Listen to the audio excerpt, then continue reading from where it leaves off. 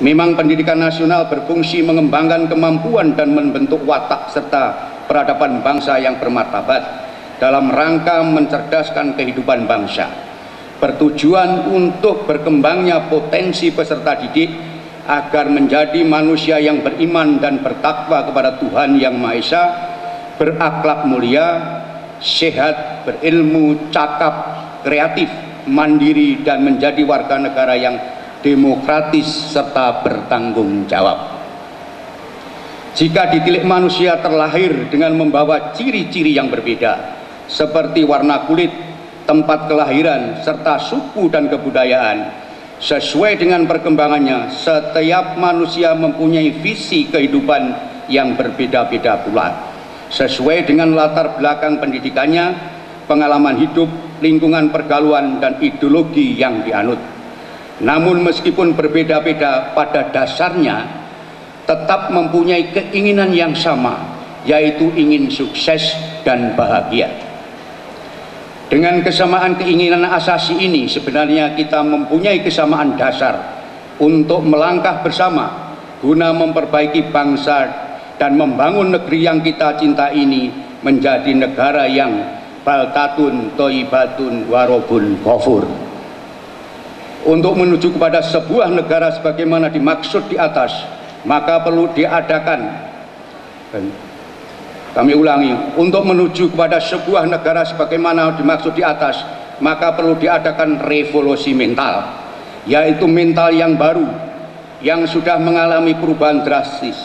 Mental baru adalah new mindset, yang mampu menggerakkan orang untuk secara maksimal mengubah mental baru yang berbeda dengan mental biasa yang belum mengalami perubahan. Seberapa penting a new mindset yang disebut revolusi? Untuk menjawab ini ada dua faktor. Pertama, kita mengetahui apa yang diterapkan oleh Samuel Huntington, ahli politik dari Universitas Harvard, Universitas Amerika, pada akhir tahun 1960-an.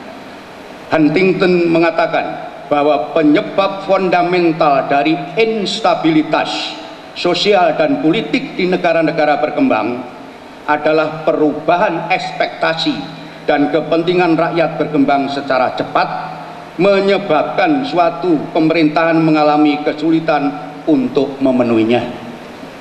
Sebagai contoh adalah pengalaman Indonesia pada tahun 1998, di mana tidak bisa dipenuhinya keinginan dan harapan rakyat, menyebabkan terjadinya instabilitas sosial dan politik. Masyarakat Indonesia waktu itu menginginkan perubahan politik ke arah baru yang terbuka dan demokratis.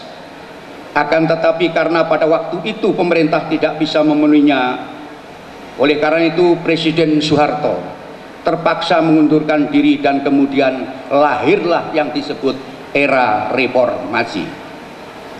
Kedua, berkaitan dengan gejala perubahan nilai dan mental dari rakyat di dunia. Hal ini adalah gejala perubahan sosiologis dari nilai dan mental rakyat. Suatu lembaga survei nilai-nilai dunia, World Values Survey, pernah mengatakan bahwa ada perubahan nilai dan mental dari rakyat di dunia yang disebabkan oleh konsensus global tentang pentingnya otonomi individu dan kesamaan gender, serta ketidaksetujuan atau intoleran terhadap otoritarianisme. Fenomena ini juga terjadi di masyarakat Indonesia. Misalnya, kita banyak perhatian ditujukan pada nilai kemanusiaan dan keadaan moral, berkembangnya nilai etis sesuai dengan prinsip hak asasi manusia atau HAM, perubahan nilai yang didasarkan pada norma keadilan, adanya semangat anti korupsi yang besar, dan sebagainya. Ketika Jokowi mengusung tema revolusi mental sebagai cara cepat mengubah cara berpikir, berperilaku, dan sikap mental bangsa dalam mengelola kekuasaan untuk lebih mementingkan kejujuran, keberpihakan pada rakyat kecil, seperti diperlihatkan melalui kegiatannya belusuan, rakyat menyambut dengan antusias tinggi sehingga Jokowi dipilih dan menang dalam pemilu yang lalu untuk menjadi Presiden Republik Indonesia.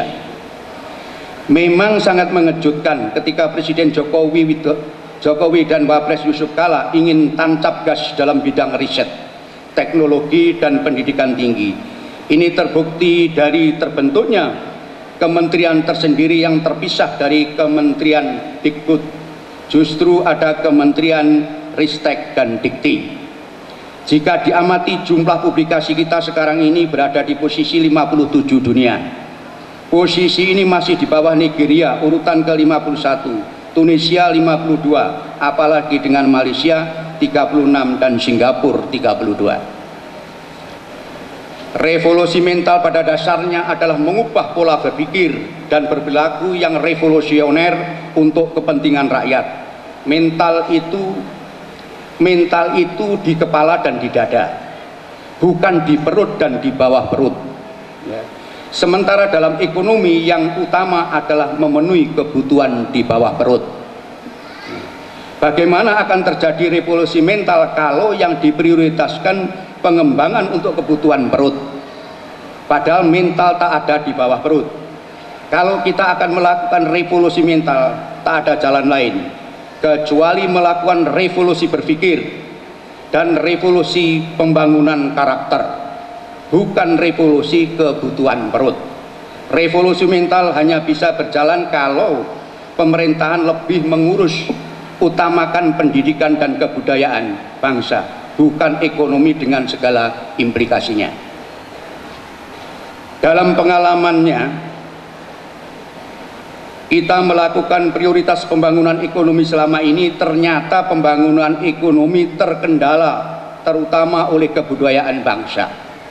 Benar apa yang dikatakan Kuncoro Ningrat, bahwa sejak Orde Baru pembangunan ekonomi akan terhambat dan terkendala oleh sikap mental bangsa kita sendiri. Sikap mental dalam mengelola kekuasaan dengan egoisme pribadi, egoisme penguasa yang kemudian melahirkan egoisme sektoral, sikap mental yang tak menghargai waktu, sikap mental yang untuk mendapatkan kekayaan secara instan dengan jalan pintas, dan semuanya ternyata dipengaruhi oleh budaya kita. Perguruan tinggi sebagai institusi strategis di dalam memproses pengembangan potensi sumber daya manusia suatu bangsa. Karena itu perguruan tinggilah karakter sumber daya manusia tersebut dibentuk. Di perguruan tinggi dibentuk karakter intelektual, pembentukan skill individu, serta pemantangan kepribadian. Sehingga output dari perguruan tinggi adalah para sarjana, magister, doktor menjadi sangat penting bagi modal dasar pembangunan bangsa. Saat sekarang, jika kita melihat kondisi yang ada di lapangan, maka output perguruan tinggi, sarjana, magister, doktor yang dibutuhkan untuk membangun bangsa yang mandiri dan maju sejajar dengan bangsa-bangsa maju yang lain di dunia ini adalah sarjana, magister, doktor yang mempunyai integritas, moral yang tinggi, dan profesionalisme di bidangnya. Revolusi mental harus dilaksanakan dengan mengubah pembangunan prioritas ekonomi ke prioritas pembangunan manusia, mengubah sasaran dari perut dan bawah perut ke sasaran dada dan kepala. Integritas moral dan profesionalisme seorang lulusan perguruan tinggi harus selalu beriringan satu sama lain dan tidak dapat dipisahkan. Seseorang hanya mempunyai integritas moral saja tetapi tidak profesional, maka akan yang terjadi adalah kemandekan pembangunan yang dilaksanakan. Sebaliknya, apabila seseorang hanya bermodalkan profesionalitas tanpa memiliki integritas moral, maka yang terjadi adalah pembangunan bangsa dengan mengabaikan nilai-nilai moral yang selama ini dijunjung oleh bangsa Indonesia. Akibatnya adalah korupsi, kolusi, dan nepotisme. Moral adalah kelakuan yang sesuai dengan ukuran-ukuran atau value atau nilai-nilai yang berkembang di masyarakat, yang timbul dari hati dan bukan paksaan dari luar, yang disertai pula oleh rasa tanggung jawab dan kelakuan tindakan tersebut. Tindakan itu haruslah mendahulukan kepentingan umum daripada kepentingan pribadi dan golongan. Di era globalisasi ini, gejala kemerosotan moral sudah benar-benar mengkhawatirkan. Kejujuran, kebenaran, keadilan, tolong-menolong, dan kasih sayang sudah tertutup oleh penyelewengan, penipuan, penindasan, saling menjegal, dan saling merugikan. Banyak terjadi adu domba dan fitnah, menjilat, menipu, mengambil hak orang lain sesuka hati, dan perbuatan-perbuatan maksiat lainnya. Munculnya situasi global tersebut di samping menimbulkan dampak positif, juga menimbulkan dampak negatif. Masalah yang timbul kemudian adalah bagaimanakah langkah-langkah strategis untuk mengatasi hal ini. Untuk ini diberikan solusi sebagai berikut. Pertama, pendidikan moral dapat dilakukan dengan memantapkan pelaksanaan pendidikan agama, karena nilai-nilai agama dan ajaran agama pada akhirnya menjadi rujukan untuk membentuk moral yang baik. Kedua, pendidikan agama yang dapat menghasilkan perbaikan moral harus diubah dari model pengajaran agama menjadi pendidikan agama. Ketiga, pendidikan moral dapat dilakukan dengan pendekatan yang bersifat integrated, yaitu dengan melibatkan seluruh disiplin ilmu. Keempat, pendidikan moral harus melibatkan seluruh guru dosen. Pendidikan moral bukan hanya menjadi tanggung jawab guru dan dosen agama, melainkan menjadi tanggung jawab seluruh guru dosen dan kita semua. Kelima, pendidikan moral harus didukung oleh kemauan kerjasama yang kompak dan usaha yang sungguh-sungguh dari keluarga, rumah tangga, sekolah, dan masyarakat. Keenam, pendidikan moral harus menggunakan seluruh kesempatan berbagai sarana, termasuk teknologi modern, kesempatan berrekreasi, pameran, kunjungan, berkemah, dan sebagainya harus digunakan sebagai peluang untuk membina moral kita. Demikian pula berbagai sarana seperti masjid, musola, lembaga-lembaga pendidikan, surat kabar, majalah, radio, televisi, internet, dan sebagainya dapat digunakan untuk membina moral. Di Universitas Madin Sungkono, dengan terjadinya perubahan sistem akademik dan sistem keuangan yang ada, bahkan telah dibuka keran demokrasi. Bahkan telah dibuka keran demokrasi dalam rangka suksesi kepemimpinan, yaitu pemilihan rektor. Sudah saatnya di Universitas Madin Sungkono dibangun tata kelola sumber daya sivitas akademika, proses kependidikan, proses regulasi, dan proses peningkatan kesejahteraan dengan informasi yang lebih simetris. Kampus tidak hanya menjalankan tridharma perguruan tinggi dalam bidang iptek, tetapi juga harus menjadi moral force atau kekuatan moral untuk mengembangkan hukum dan hak asasi manusia di tengah-tengah masyarakat. Mahasiswa di kampus Universitas Madin Sungkono diharapkan tidak hanya cerdas di dalam bidang akademik saja atau excellent, melainkan juga harus memiliki moral yang baik sesuai dengan nilai yang dianut oleh bangsa Indonesia. Oleh karenanya, setelah menamatkan studi di kampus ini, para lulusan Universitas Madin Sungkono harus menghindari dari 5 hal, yaitu pertama, jauhkan diri dari kesombongan intelektual. Kedua, jauhkan diri dari kesombongan jabatan. Ketiga, jauhkan diri dari kesombongan kekayaan atau harta. Ya. Kesombongan yang keempat adalah kesombongan penampilan atau fisik atau performance. Ya. Kelima, jauhkan diri dari kesombongan jiwa kita. Mengakhiri orasi ini disampaikan ungkapan oleh Bapak Murtado Mutahari sebagai berikut. Ilmu itu mempercepat Anda sampai ke tujuan. Agama menentukan arah yang Anda tuju. Ya. Jadi saya ulangi, ilmu mempercepat Anda sampai ke tujuan. Agama menentukan arah yang Anda tuju. Yang kedua, ilmu menyesuaikan manusia dengan lingkungannya, dan agama menyesuaikan dengan jati dirinya. Yang ketiga, ilmu hiasan lahir dan agama adalah hiasan batin. Ilmu memberikan kekuatan dan menerangi jalan, dan agama memberikan harapan dan dorongan bagi jiwa. Ilmu menjawab pertanyaan yang dimulai dengan kata-kata bagaimana, dan agama menjawab dengan dimulai pertanyaan dengan mengapa. Ya. Ilmu tidak jarang mengeruhkan pikiran pemiliknya, sedangkan agama selalu menerangkan jiwa pemeluknya yang tulus. Para wisudawan yang berbahagia, sebelum saya mengakhiri sambutan orasi ilmiah, saya ingin memberikan pantun, ya, khusus buat wisudawan.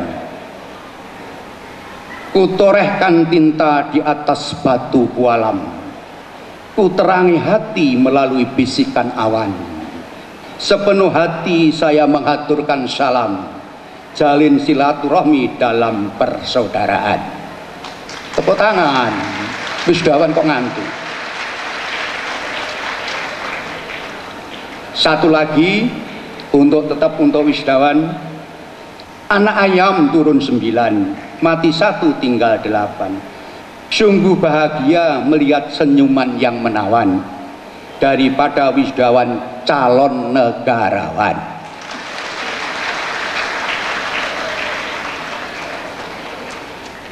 Sebagai penutup, perkenankanlah saya mengucapkan terima kasih kepada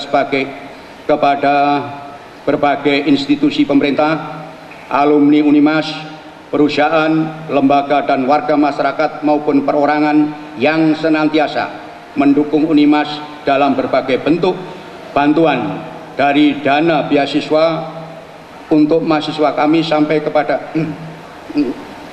kepada program kerjasama yang bidang penelitian maupun pengabdian kepada masyarakat atau dalam berbagai bentuk bantuan lainnya. Akhirnya marilah kita bulatkan tekad dan teguhkan niat untuk secara bersama-sama selalu bahu-membahu dalam memperkokoh Unimas ini, sehingga mampu berkontribusi maksimal dalam proses pendidikan dan pencerdasan seluruh anak bangsa, serta dalam proses pembangunan bangsa dan negara Indonesia yang kita cintai ini. Semoga Allah Subhanahu wa Ta'ala melimpahkan pada kita semua hikmah dan kebijaksanaan serta kekuatan dan kesabaran dalam upaya mencapai apa yang telah kita cita-citakan. Amin. Billahi taufiq wal hidayah. Wassalamualaikum warahmatullahi wabarakatuh.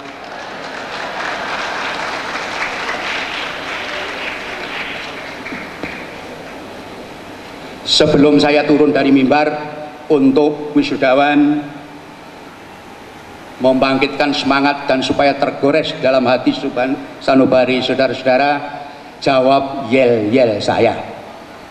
Kalau nanti saya bilang Unimas, jawab dengan Jaya. Ya, sanggup? Unimas, Unimas, Unimas. Terima kasih.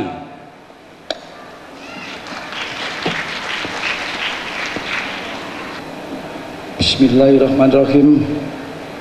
Yang terhormat Wali Kota beserta segenap anggota Forpinda Mojokerto atau yang mewakili, yang terhormat Koordinator Kopertis Wilayah 7 Jawa Timur atau yang mewakili, yang terhormat para pelaku sejarah Universitas Majen Sungkono yang saya hormati, kalau istilahnya Pak Rektor tadi, para perintis, Saya lebih senang menggunakan istilah pelaku-pelaku sejarah.